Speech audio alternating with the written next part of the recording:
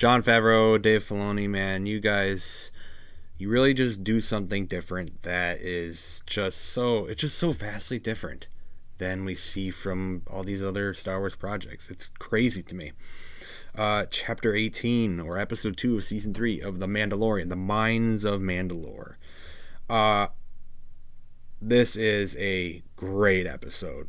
It is a really, really great episode, and I'm going to go into all the little details, kind of talk about it here, and talk about some of my favorite things in this episode that might not be everybody's favorite part of the episode, but it's probably mine. So let's get this out of the way. We go to the beginning of the episode because Mando's still looking for the part for IG-11, so he goes to I'm starting to learn her name. I think it's Peli Motto. We see her everywhere now because she's legitimately just this person that Mando goes to now to get any type of help or parts or whatever on Tatooine. So we got a little bit look at Tatooine again after Boba respectfully took over or whatever. I don't even want to talk about that show right now, but Boba is probably there somewhere, but we don't really touch on Boba Fett in this episode. We mentioned him once, and that's kind of it. We don't see him, but Mando, basically, he can't get a part for the droid from Peli, so he ends up taking R5. R5 is that droid we saw in A New Hope, and he's just kind of been hanging out with her later on Tatooine, and he takes R5 to then go to Mandalore because he needs to basically map out Mandalore and see if the air is safe and everything like that. And he wanted IG-11 initially, but instead now he's just going to take R5 so he can go and explore Mandalore and see if it's okay. He needs to go into the mines to go into the living waters in the mines or whatever. So that's kind of his goal here. And I gotta say, man, they're moving very, very quickly on this whole redeeming himself storyline. It's basically wrapped up, I would say, at the end of the episode. I'll get into it. But I gotta say, man, I think we're moving into a much bigger story than I thought, considering how quickly we've moved into the storyline that we went into the season going into. Like, they've already established this. Now they have to go forward with this bigger story they've unlocked. So Mando, he goes to Mandalore with R5 and Grogu. Grogu's just kind of chilling with him in the cockpit now. We get to see the glassed over Mandalore basically completely obliterated and wrecked from the Empire. It actually looks really cool, and we get some very, very familiar scenery going into the Mandalore, like in the Mandalore itself. You can very clearly see all the different, buildings and structures that we see in the Clone Wars. I wish we would have seen this in Rebels, because I think everything was still standing during Rebels when, you could still see the domes and the city and everything. They just never went into it. But we can actually see it here in The Mandalorian, finally. We're seeing Mandalore in The Mandalorian. It's been a long time coming. I'm glad we're doing it. But you could see it's been all wrecked and destroyed, and I'm surprised this much is still kind of structured, I suppose. I thought I would completely see it just all obliterated and flat. So we do get to see the city itself, and it is still in shambles, but it's more together than I thought it would be. I don't know. It's kind of interesting. So we get this shot from the trailer. It's like this cave opening. We saw Grogu later, which we'll get to.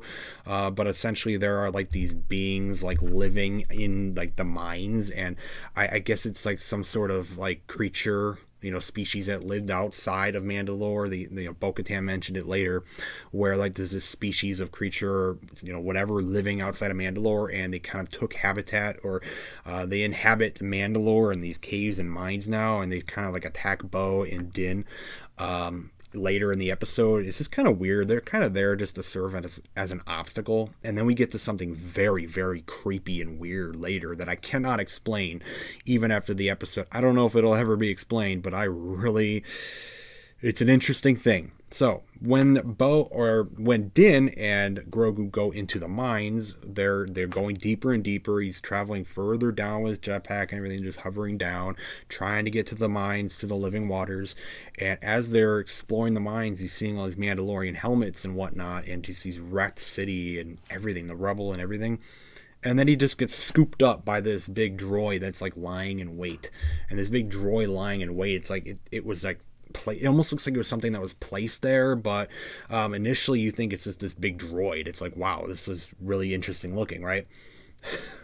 This is my favorite part of the episode. Everything else in this episode, even later, is really cool, but this is my favorite part of the episode. This is so unbelievably creepy, and it's nothing you really see in Star Wars all too much.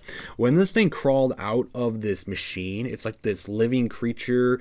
I've seen some people already mention that it's kind of like General Grievous, where like there's this living organic being, fused with all these mechanical droid parts. It's like, it's very creepy, but it's a lot creepier than General Grievous, that's for sure.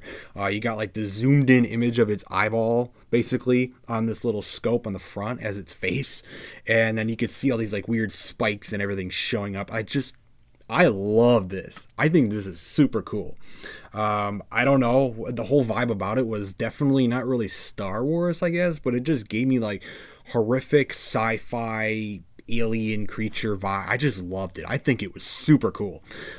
So obviously later on we're going to end up dealing with it, but it captures Din and Grogu gets away. So Grogu wasn't captured with Din, so it scurries away with Din, and then Grogu initially tries to save Din, but then he can't, and he has to run away real quickly before this thing can get him.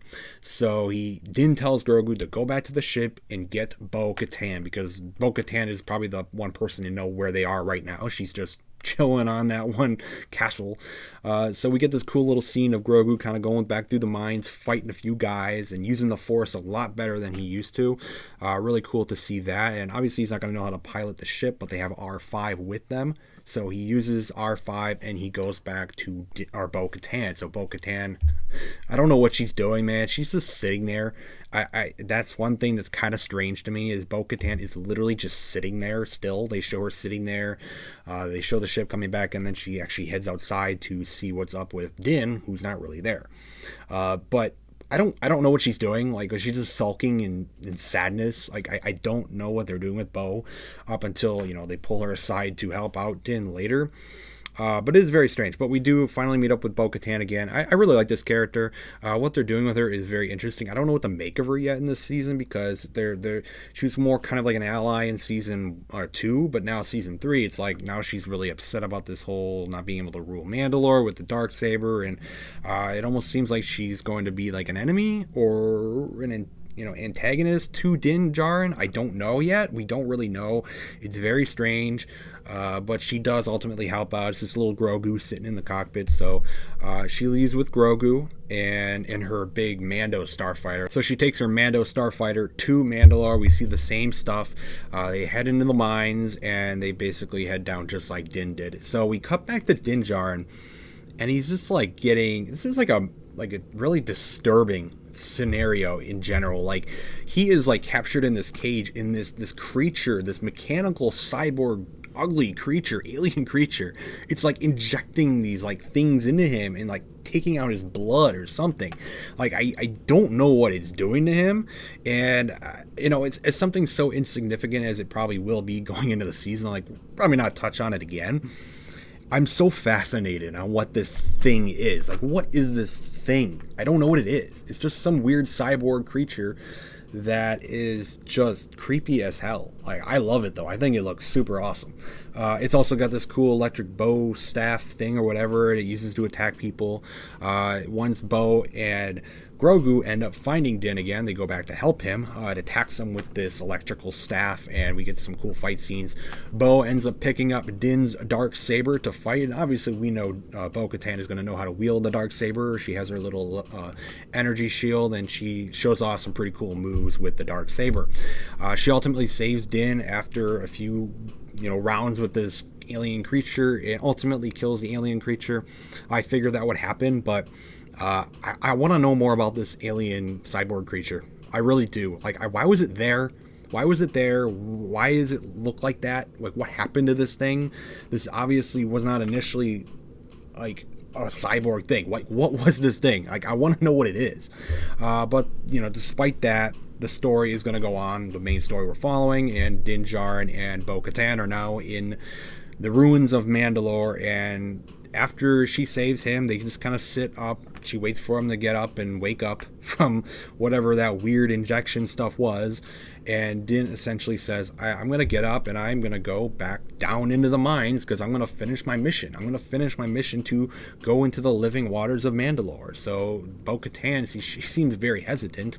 And I can't really tell with Bo throughout this whole episode if she wants to really help Din Djarin or if she wants to just leave him be, because initially when the ship returned to her castle, she's like, I'm going to deal with him finally. Let's just deal with him once and for all. And then he wasn't there. Like, I don't know what she wants to do with Din Djarin all the way until like the end of the episode. It's very strange, but ultimately she does help him throughout this episode. So they kind of stroll through Mandalore. Bo-Katan kind of tells him his story, or her story a little bit, how her family ruled Mandalore and how she once ruled Mandalore and her whole family. She tells a little story of her father, which I don't think we've seen her and Duchess Satine's father. We haven't seen him yet. I don't think we've really seen a story with him yet or heard about him yet. So we got to learn a little bit of him and her backstory as a child. I thought that was kind of cool because this is a character we've already known, but now we're learning more of her. So I think that's kind of cool. And ultimately, Bo knows where the living waters are. So she takes Din to the living waters. And this is a really strange scene to me because Bo-Katan, there's this like little plaque on the wall saying this is like where the Mythosaur, the legendary Mandalorian creature, the Mythosaur, lives and resides or whatever. It's just like some super old plaque of just some myth, legend or whatever, and she's reading it to Din while he's literally just wandering over to the water like, this is what I came here to do. I'm going to do this. So he takes off his like weapons and his jetpack and stuff, and he's going to bathe in the living waters of Mandalore like he came to do. Like, that's all he's focused on, right? And we get this scene where he's walking into the water, and there's this strange thing with Bo-Katan where it looks like she almost can know that it's there, that there's something in the water, and she's just letting him go. At that moment, I'm like, is she like letting him walk to die, like walking in there to die? Is she letting this happen or not?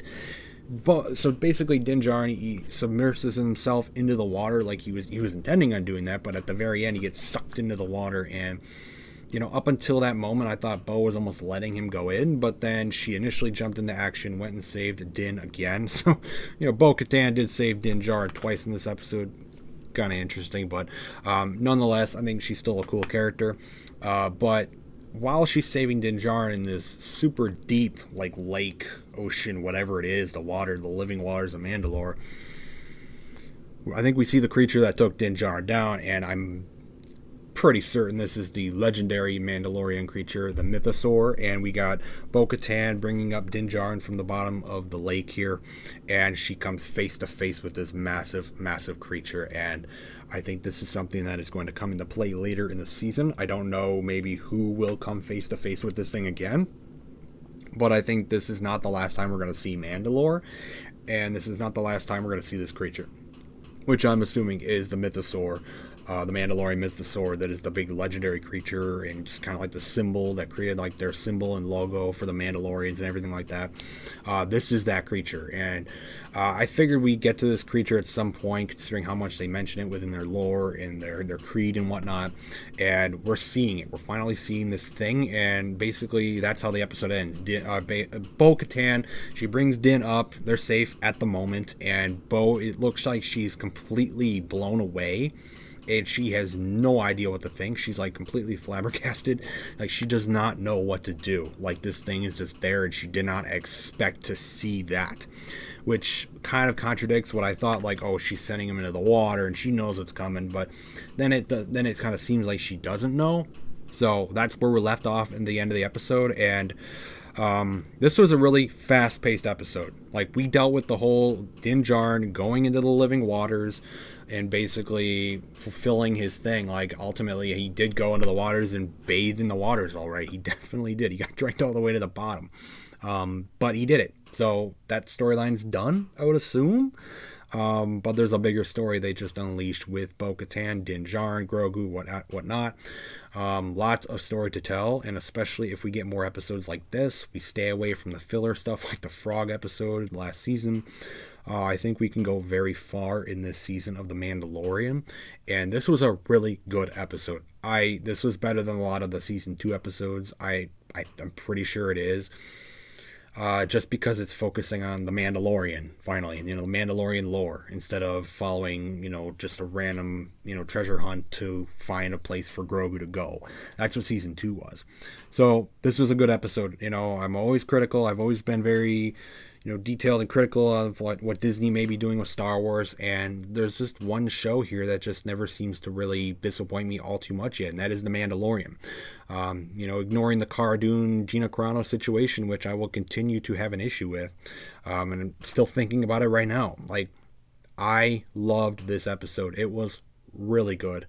The Mandalorian, it just felt so different than what we've been getting this past year with even the Book of Boba Fett, and/or Obi-Wan Kenobi. Like, I am not getting the same feeling of a Star Wars story that we know of already in any of those shows, and I'm very fascinated with this one, and that's a good thing. I'm super excited for this. So on to The Mandalorian season 3, episode 3, and I think we're in for a really, really good ride here and a much bigger story than what was initially promised, which is a good thing. I'm glad we're moving very, very fast. I'm excited. It's good.